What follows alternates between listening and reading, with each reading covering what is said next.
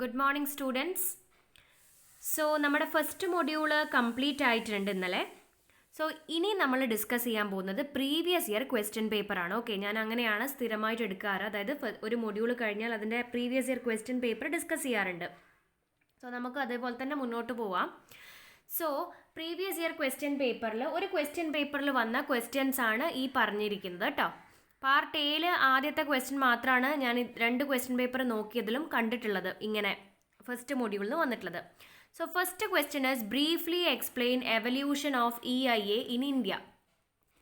Evolution of EIA in India എന്ന് പറയുന്നത് ഇന്നലെ ഞാൻ ഇട്ടിരുന്ന വീഡിയോ, അതായത് 23rd ഇന്നലെ ഞാൻ ഇട്ട വീഡിയോ, യൂട്യൂബ് വീഡിയോയിലുള്ളതാണ് evolution of EIA in India. ഒരുപാട് സ്ലൈഡ്സ് അതിനകത്ത് ഞാൻ ആഡ് ചെയ്തിട്ടുണ്ട്. അതിനകത്ത് evolution of EIA in India എന്ന് പറഞ്ഞിട്ട് തന്നെ ഒരു പോർഷൻ, അത് അവസാനത്തേക്കാണ് ഉണ്ടാവുക. അത് നിങ്ങൾ റെഫർ ചെയ്യാണ് വേണ്ടത് ഈ ഒരു question. And this question is asked four 4 marks. 4 മാർക്കിനാണ് ഇത് ചോദിച്ചിരിക്കുന്നത്. സോ നിങ്ങൾ ആദ്യമായി ഇൻട്രൊഡക്ഷൻ പാർട്ടും പിന്നെ ഏതെങ്കിലും 2 എക്സാമ്പിളും എഴുതാം. Okay, next one is history and development of EIA elements in different countries. History and development, EIA elements എന്ന് പറഞ്ഞൊരു സാധനം അതിനകത്ത് ഉണ്ടെങ്കിൽ പോലും നമ്മൾ ജസ്റ്റ് എഴുതേണ്ടത് എന്തേ ഉള്ളൂ, ഹിസ്റ്ററി ആൻഡ് ഡെവലപ്മെൻറ്റിൽ ഡിഫറെൻറ്റ് കൺട്രീസ്, അതായത് എവല്യൂഷൻ ഓഫ് EIA ഗ്ലോബലി, അതായത് ഒരു ടാബുലാർ കോളം. അതും ഇന്നലെ 23rd ഞാൻ ഇട്ട യൂട്യൂബ് വീഡിയോയിൽ ആദ്യത്തെ പോർഷനാണ് എവല്യൂഷൻ ഓഫ് EIA ഗ്ലോബലി, അതായത് ഓരോ കൺട്രീസിലും 1970s തൊട്ടിട്ടുള്ള ജേർണി, ആ ഒരു എവല്യൂഷനാണ് ശരിക്കും പറഞ്ഞാൽ ഈ ക്വസ്റ്റ്യന് ഉത്തരം എഴുതേണ്ടത്. ഇത് 6 മാർക്സിനാണ് ചോദിച്ചിരിക്കുന്നത്.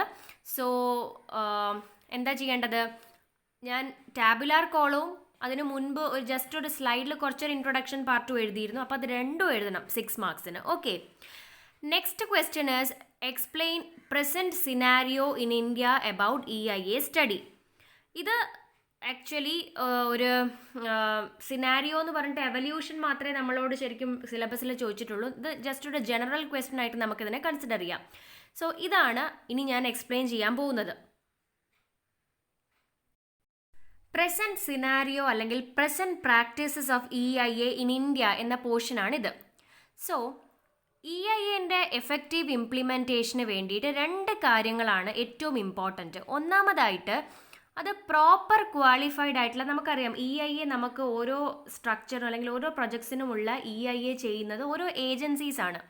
സോ ഒരു EIA മര്യാദയ്ക്ക് ഇംപ്ലിമെൻറ്റ് ചെയ്യണമെങ്കിൽ അവിടെ പ്രോപ്പറായിട്ട് ക്വാളിഫൈ ചെയ്തിരിക്കുന്ന ഒരു ഏജൻസി ഉണ്ടായിരിക്കണം. And it should be independent and non polarity, അതായത് ട്രാൻസ്പെറൻ്റ് ആയിരിക്കണം. അതായത് അതിന് ഉള്ളിൽ എന്തെങ്കിലും ആൾക്കാരുടെ പിൻബലത്തിൽ എന്തെങ്കിലും ചുമ്മാ ഒന്നും നോക്കാതെ ഒരു എൻവയറമെൻ്റൽ ക്ലിയറൻസ് കൊടുക്കുക, അല്ലെങ്കിൽ രാഷ്ട്രീയക്കാരുടെ പിൻബലത്തിൽ എൻവയറമെൻ്റൽ ക്ലിയറൻസ് കൊടുക്കുക, അങ്ങനെയൊന്നും ഉണ്ടാവാൻ പാടില്ല. It should be independent and non polar. പക്ഷേ അൺഫോർച്ചുനേറ്റ്ലി ഈ 2 കണ്ടീഷൻസും നമുക്ക് സ്ട്രിക്റ്റ് ആയിട്ട് ഇന്ത്യയിൽ കാണാൻ പറ്റുന്നില്ല. an array of agencies, ഒരുപാട് ഏജൻസീസും കൺസൾട്ടൻസും അവൈലബിൾ ആണ്. എല്ലാവരും പറയുന്നത് അവർ ക്വാളിഫൈഡ് ആണ്, അവർക്ക് EIA കണ്ടക്ട് ചെയ്യാനുള്ള എക്സ്പീരിയൻസ് ഉണ്ട്, ഏത് പ്രൊജക്റ്റിനായാലും എന്നാണ് അവരൊക്കെ അവകാശപ്പെടുന്നത്. പക്ഷേ the time factors affect the quality of EIA insofar as the latencies of the EIA would not permit meticulous integrated conduct of the assignment nor would it allow for application of the recommended mitigation procedures. അതായത് time factor effect ചെയ്യുന്നുണ്ട് എന്ന് പറഞ്ഞാൽ മതി. ഇത് ഒരുപാട് നിങ്ങൾക്ക് അറിയാത്ത കുറച്ച് പുതിയ വാക്കുകളുണ്ട്, അതൊന്നും ഞാൻ പറയുന്നില്ല. ജസ്റ്റ് ടൈം ഫാക്ടർ ഇതിനെ ഡിപ്പെൻഡ് ചെയ്തിട്ടുണ്ട്, എഫക്റ്റ് ചെയ്യുന്നുണ്ട് EIAൻ്റെ ക്വാളിറ്റി. നമുക്ക് എളുപ്പം കിട്ടണം, എളുപ്പം പ്രൊജക്റ്റ് ചെയ്യണം എന്നൊക്കെ ഉണ്ടെങ്കിൽ നമ്മൾ വേഗം തട്ടിക്കൂട്ടൽ ഒരു EIA ഒക്കെ ചെയ്ത് കൂട്ടും. സോ ടൈം ഫാക്ടർ ഇതിനെ ഡിപ്പെൻഡ് ചെയ്യുന്നുണ്ട്. Participation of the local people and NGOs will no doubt act as a safeguard ensuring that the EIA has not overlooked the envisaged impacts of the community concern. അതേപോലെ തന്നെ local പീപ്പിളിൻ്റെയും non government ഓർഗനൈസേഷൻസിൻ്റെയും ഒക്കെ participation തീർച്ചയായിട്ടും എന്താണ് EIA ചെയ്യുമ്പം ഒരു ശരിക്കും നമുക്ക് അതിൻ്റെ EIAനെ മര്യാദയ്ക്ക് ഇംപ്ലിമെൻറ്റ് ചെയ്യാൻ അതും ആവശ്യമാണ്. പക്ഷേ അത് ഒക്കെ മര്യാദയ്ക്ക് നമ്മൾ ചെയ്യുന്നില്ല. പക്ഷേ അതാണ് സംഭവിക്കുന്നത്. This participatory involvement should begin from the point of the project identification. നമ്മൾ എപ്പോഴാണോ പ്രൊജക്ട് ഐഡൻറ്റിഫൈ ചെയ്യുന്നത് എന്നിട്ട് ആ ത്രൂ ഔട്ട് ആ പ്രൊജക്റ്റ് ഫുൾ കംപ്ലീറ്റ് ചെയ്യുന്നത് വരെ നമുക്ക് ഈ ഒരു പാർട്ടിസിപ്പേഷൻ ആവശ്യമുണ്ട്, നോൺ ഗവൺമെൻറ്റൽ ഓർഗനൈസേഷൻ്റെയും അതേപോലെ തന്നെ ലോക്കൽ പീപ്പിളിൻ്റെയും. സോ EIA മെത്തഡോളജിയിൽ പ്രധാനമായിട്ടും നമ്മളിപ്പോൾ കണ്ടുവരുന്ന ചില പ്രശ്നങ്ങളാണ് ഇനി പറയുന്നത്. First one is no EIA done, scope and contract finalised as per routine. നമ്മളൊരു സ്ഥിരം ഒരു എന്താണോ ചെയ്യുന്നത് അതിനനുസരിച്ച് EIA എന്തോ ഒരു തട്ടിക്കൂട്ടൽ EIA ചെയ്യാണ്, ഒരു കോൺട്രാക്റ്റിൻ്റെ ബേസിസിൽ മാത്രം. Lost of irrelevant field data collected, significant impacts ignored. നമ്മൾ EIA ചെയ്യുന്നത് എന്തൊക്കെ ഇമ്പാക്റ്റ് ഉണ്ടാവും എന്ന് അറിയാനാണ്, പക്ഷേ നമ്മൾ പലപ്പോഴും സിഗ്നിഫിക്കൻ്റ് ആയിട്ടുള്ള ഇമ്പാക്റ്റിനൊക്കെ ഇഗ്നോർ ചെയ്യാണ്. അതേപോലെ തന്നെ ഫീൽഡ് ഡാറ്റ മര്യാദയ്ക്ക് കളക്ട് ചെയ്യുന്നില്ല. All modelling computation of impacts non validated often manipulated. നമ്മൾ പലപ്പോഴും ചില ഇമ്പാക്റ്റൊക്കെ പുറത്തുള്ള ആൾക്കാരോട് അന്വേഷിച്ചിട്ടോ ലോക്കൽ ആൾക്കാരോട് അന്വേഷിച്ചിട്ടോ കണ്ടുപിടിക്കുന്നതല്ല, നമ്മളങ്ങ് മാനിപ്പുലേറ്റ് ചെയ്യുകയാണ്. അതായത് ഇവിടെ ഒരു ടെക്സ്റ്റൈൽ ഇൻഡസ്ട്രി തുടങ്ങുകയാണെങ്കിൽ ഇവിടെ ഇന്നതൊക്കെ ഉണ്ടാവും എന്ന് നമ്മൾ ചുമ്മാ മാനിപ്പുലേറ്റ് ചെയ്യണം, അല്ലാതെ യഥാർത്ഥത്തിലുള്ള വാലിഡേഷൻ അവിടെ സംഭവിക്കുന്നില്ല. Consultants involve only till clearances, no long term responsibility. Consultants clearance കിട്ടുന്നത് വരെയുള്ളൂ, അത് കഴിഞ്ഞ് എന്തൊക്കെ പ്രശ്നം ഉണ്ടായാലും കൺസൾട്ടൻസീസ് അതിൽ ഇടപെടില്ല. Comprehensive EIAs to have 1 year field data, rapid EIAs to have only 1 season. Comprehensive EIAയും റാപ്പിഡ് EIA ഉണ്ട്. കോംപ്രഹെൻസീവ് EIA എന്ന് പറയുന്ന ഏകദേശം ഒരു 1 year ഫീൽഡ് ഡേറ്റ തന്നെ നമുക്ക് അതിന് ആവശ്യമാണ്. റാപ്പിഡ് EIAൻ്റെ കേസിൽ ഏതെങ്കിലും ഒരു പെർട്ടിക്കുലർ സീസണിൻ്റെത് മാത്രം മതി. നമ്മൾ അതൊന്നും മര്യാദയ്ക്ക് ചെയ്യല്ല, എല്ലാത്തിനും ഒരൊറ്റ ടൈം പീരീഡ് ആയിട്ട് ചെയ്യുന്നത്. So, environmental clearance of proposed projects based on EIAs meant to be tools to ensure that the proposed project activity shall not in any way adversely affect the environment, ecology or the sustainable long-term interest of the people of the area. നമ്മൾ എന്തിനാണ് ഒരു പ്രൊജക്റ്റിന് environmental clearance കൊടുക്കുന്നത്? അതായത് environmental clearance എങ്ങനെയാണ് ചെയ്യുന്നത്? EIA കണ്ടുപിടിക്കുകയാണ്. അതെന്തിനാണ് EIA ചെയ്യുന്നത്? ഈ പ്രപ്പോസ്ഡ് പ്രൊജക്റ്റ് ഭാവിയിൽ എവിടെയെങ്കിലും ആ പറയുന്ന ലൊക്കാലിറ്റിയിലോ അവിടെ ജീവിക്കുന്ന ആൾക്കാരിലോ അവിടുത്തെ എക്കോളജിയിലോ യാതൊരു വിധത്തിലുള്ള പ്രശ്നവും ഉണ്ടാക്കരുത് എന്ന രീതിയിലാണ് നമ്മൾ ഈ EIA കൊണ്ടുവരുന്നത്, അല്ലെങ്കിൽ നമ്മൾ എൻവയോൺമെൻറ്റൽ ക്ലിയറൻസ് കൊണ്ടുപോകുന്നത്. പക്ഷേ ഇതൊന്നും ഇവിടെ മര്യാദയ്ക്ക് നടക്കുന്നില്ല. നമ്മുടെ ഒരു ലോങ് ടേം ആയിട്ടുള്ളൊരു സസ്റ്റൈനബിലിറ്റി ഓഫ് എൻവയോൺമെൻറ്റിന് വേണ്ടിയിട്ടാണ് നമ്മളിത് ചെയ്യുന്നതെങ്കിൽ പോലും പലപ്പോഴും നമ്മളിതിൽ പല കാര്യങ്ങളും ചെയ്യാതെ വിടുകയാണ്. സോ ഇതിന് ഇൻവോൾവ് ചെയ്യുന്ന പാർട്ടീസ് ആരൊക്കെയാണ്? പ്രൊജക്റ്റ് ചെയ്യുന്ന ആൾ, EIA കൺസൾട്ടൻസ്, അത് നമ്മളാണത് അവരെ ഹയർ ചെയ്യുക.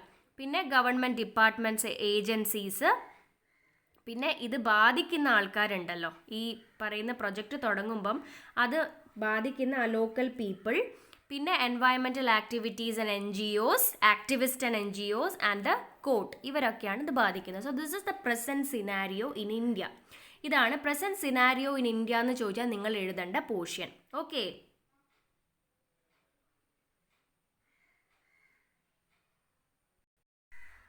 ഓക്കെ, അതാണ് നേരത്തെ ക്വസ്റ്റ്യൻ പേപ്പറിലെ 3 ക്വസ്റ്റ്യൻസ്. ആൻഡ് ആ ക്വസ്റ്റ്യന് 5 മാർക്സ് ആയിരുന്നു.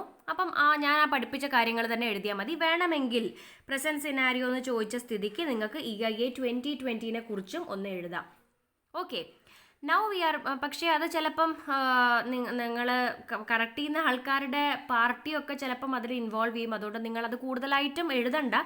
ബട്ട് കുറച്ച് എന്തെങ്കിലും പോയിന്റ്സ് എഴുതിയാൽ കുഴപ്പമില്ല, ഒരു പാർട്ടീനെയും ബാധിക്കാത്ത രീതിയിൽ. മനസ്സിലായോ ഞാൻ പറഞ്ഞത്? കാരണം എന്താ വെച്ചാൽ എൻവയോൺമെൻറ്റൽ ഇമ്പാക്റ്റ് അസസ്മെൻറ്റ് 2020 ഒരുപാട് മാറ്റങ്ങൾ കൊണ്ടുവന്നപ്പം അത് വിവാദമായിട്ടുണ്ട്, നിങ്ങൾക്ക് അറിയാവുന്ന കാര്യമാണ്. അത് പല രീതിയിൽ വിവാദമാക്കിയിട്ടുണ്ട്, രാഷ്ട്രീയപരമായിട്ടും ആൾക്കാർ അതിനെ പറയുന്നുണ്ട്. സോ നിങ്ങൾ രാഷ്ട്രീയപരമായിട്ടൊന്നും എഴുതാതെ ജസ്റ്റ് ആസ് എ സ്റ്റുഡൻറ്റ് അല്ലെങ്കിൽ ആസ് എ സോഷ്യൽ ബീയിങ് അങ്ങനത്തെ രീതിയിൽ മാത്രമേ എഴുതാൻ പാടുള്ളൂ EIA 2020 കുറിച്ച്. ആദ്യം ഞാൻ നേരത്തെ പറഞ്ഞത് എഴുതാം, and with that you can add the points included in EIA 2020. Okay, now the next one, in the next question paper, first question is what are the key elements in EIA as per Government of India notification?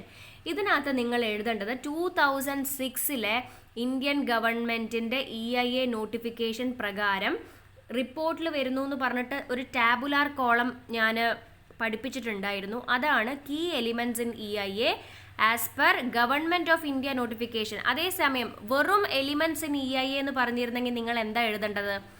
ആ ഒരു flow ചാർട്ടില്ലേ EIA പ്രോസസ്സിൻ്റെ, വെറും what are the elements in EIA എന്ന് ചോദിച്ചിരുന്നെങ്കിൽ നിങ്ങൾ just ആ flow chart, EIA പ്രോസസ്സിൻ്റെ flow chart, അതായത് പ്രൊജക്ട് പ്രപ്പോസൽ തുടങ്ങിയിട്ട് ഉള്ള ഒരു സാധനം ഞാൻ പഠിപ്പിച്ചു തന്നിട്ടുണ്ടായിരുന്നു ഒരു സ്ലൈഡിൽ. അതായിരുന്നു നിങ്ങൾ key elements in EIA as per key elements മാത്രം ചോദിച്ചാൽ എഴുതേണ്ടത്. പക്ഷേ ഇവിടെ ചോദിച്ചത് key elements in India as per government of India notification എന്ന് പറയുമ്പോൾ you should have to write that whole tabular column of 2006 notification. Okay, and discuss the need and importance of EIA. Discuss the need and importance of EIA എന്നുള്ളത് ഇത് നിങ്ങൾക്ക് ഇന്നത്തെ ഒരു വർക്കാണ്. So ഈ ഒരു അവർ കഴിയുമ്പം അല്ലെങ്കിൽ ആഫ്റ്റർനൂൺ ഒരു 3 മണിക്ക് മുൻപ് എനിക്ക് ഈ ഒരു സാധനം ഇന്നത്തെ നോട്ടായിട്ട് സബ്മിറ്റ് ചെയ്യണം. എങ്കിൽ മാത്രമേ ഞാൻ അറ്റൻഡൻസ് തരുള്ളൂ. ഇപ്പം തന്നെ നിങ്ങൾക്ക് എഴുതാം. ഈ ഒരു വീഡിയോ കണ്ട ഉടനെ തന്നെ നിങ്ങൾക്ക് എഴുതാം.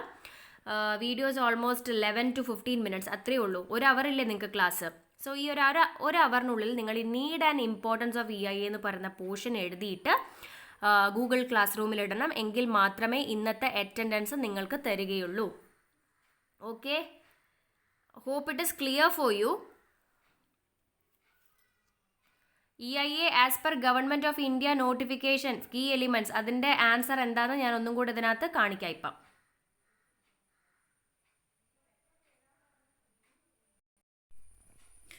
സോ ഈ ഒരു പോർഷനാണ് നിങ്ങൾ EIA as per government notification, EIA elements as per government notification എന്ന് ചോദിച്ചാൽ നിങ്ങൾ എഴുതേണ്ടത് ഇതാണ്. വെറും EIA എലിമെൻറ്റ്സ് എന്ന് മാത്രം ചോദിച്ചാലാണ്, അല്ലെങ്കിൽ EIA പ്രോസസ്സ് എന്താണെന്ന് ചോദിച്ചാലാണ്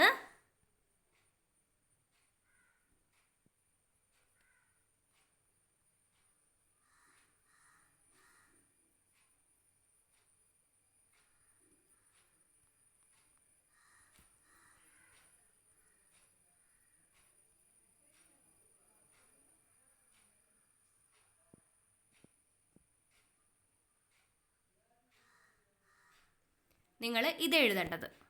മനസ്സിലായോ? ഈ ഒരു സാധനം എഴുതേണ്ടത് എപ്പോഴാണ്? EIA പ്രോസസ്സ് അല്ലെങ്കിൽ കീ എലിമെൻറ്റ്സ് ഓഫ് EIA എന്ന് ചോദിച്ചാൽ ഇതും.